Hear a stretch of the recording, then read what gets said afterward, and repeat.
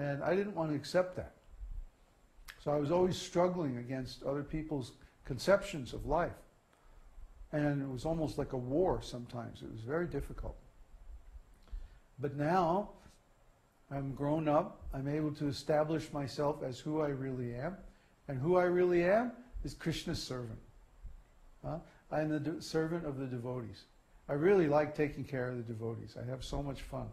Like going to town and going shopping and doing all this stuff. For me, this is great fun. Because I'm serving the devotees. That's the only reason why. I want to protect this ashram. I want to protect this project. I want to make sure that it grows. I want to make sure the devotees are happy, that they have everything they need. So that includes emotionally and intellectually and artistically. And, you know, they're practicing kirtan every day. And it's getting really nice now. In 6 months, we're going to be like unbeatable. So this is the life of devotional service. And I invite everyone to join this community of devotional service. And the more that someone gets involved in this community, the more that we feel that we have to help them and protect them and facilitate their advancement in devotional service. And we're always working on projects. We have the secret project X3 now.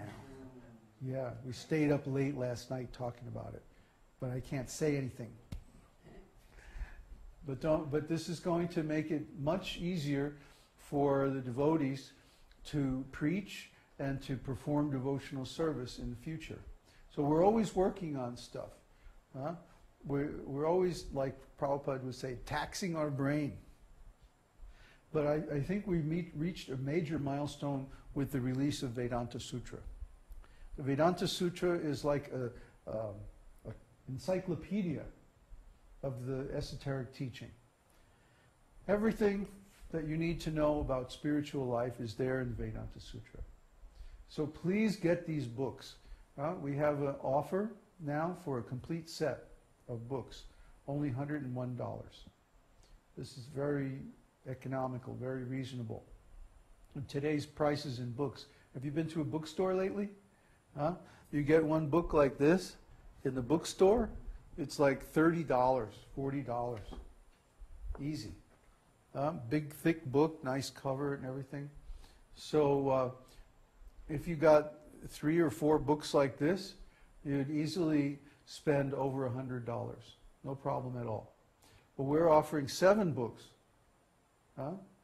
The complete Vedānta-sūtra, Vishnu Sahasranam, Nrsimha Sahasranam, and then the 2 smaller books. Here be Wisdom and Secrets of the Soul. We're offering all 7 books for 101.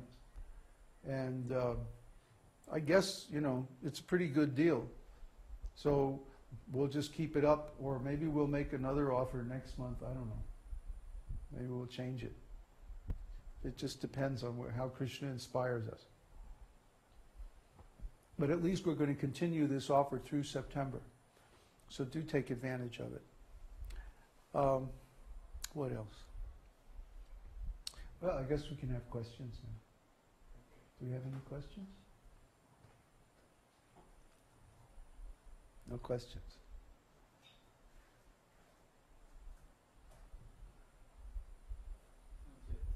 No questions. Okay.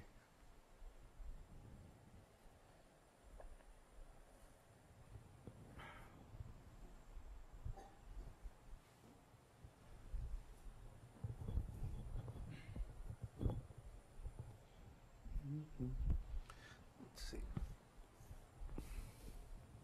This is 3 and 4. No, this is 1. It's the thickest. From Carl. Carl who? Carl. Huh? I don't know. Carl, you mean the last name? Yeah. Is it Carl Tuck? Or the other Carl? No, Clement. Clemens. Oh, okay. Babaji, you mentioned Ajnata Sukriti leading to coming in contact with devotees one way or another. I sometimes feel reluctant to introduce because they seem to be just curious cynics. Mm. Should I send them a link anyway, or should I not? Yeah, send them the link. Don't judge people, because you don't know. Krishna knows, and so he's arranged to bring them in contact with you. So let them decide for themselves how they're going to take it. If we decide, oh, this person is insincere, or this person's a rascal, I mean, everybody was a rascal once. We were all rascals. Well, we're working on it, though. But who is to say who is worthy of devotional service and who isn't? Actually, every living entity is related to Krishna. And so everyone should get the chance, at least, to contact the absolute truth and decide for themselves, you know? Let them make up their own minds. If you make up the decision for them, maybe Krishna has another idea. Of course, then he'll just arrange something else, some other way for them to get in touch.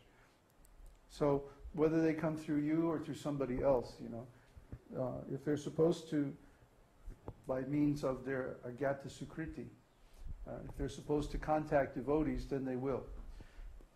So if someone contacts through us and then they become a great devotee, we get the credit. You see?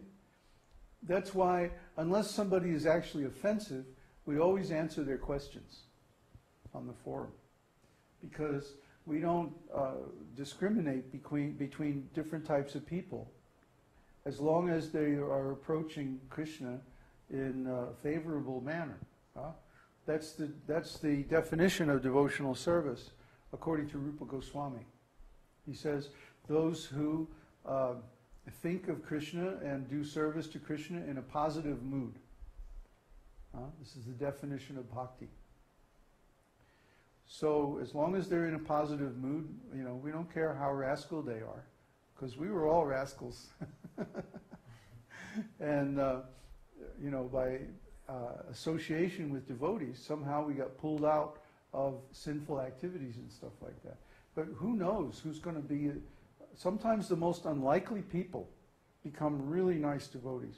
I remember one devotee in Miami when I first joined ISKCON. Everybody thought that he was just like least likely to succeed in devotional service. And then I went off with Vishnu John's party, and I didn't see this devotee for like 10 years or 12 years. And then I ran into him in Vrindavan, India, later on in the 80s. And he had become such a nice devotee. I mean, really advanced, really sober, humble, learned. I mean, he had all good qualities. But when he first joined, he was a mess.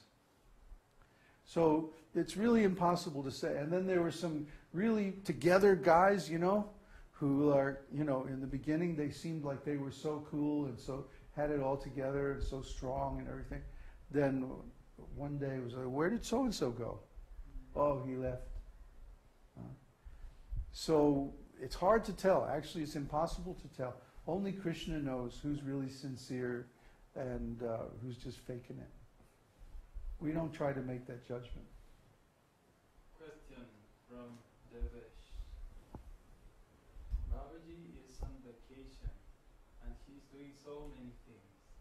What does he mean by vacation? Vacation means that I retired.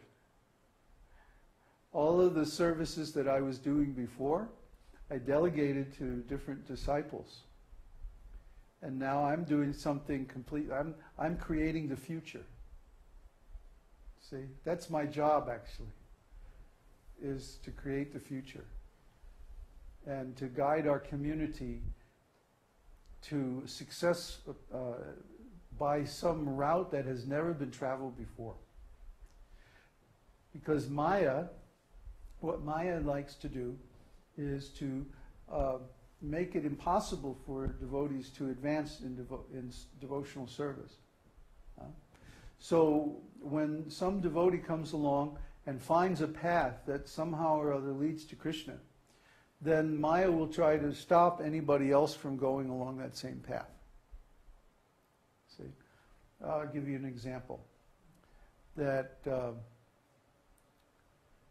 in the beginning, ISKCON was distributing books everywhere. In the beginning of this devotional service teaching in the West, they were distributing books at airports, at fairs, at racetracks, you know, anywhere there were people. And then gradually, all these different towns started passing ordinances that stopped the book distribution. And many of them were unconstitutional. But to fight each and every one of them in court would have cost more than we would get from distributing the books. So basically,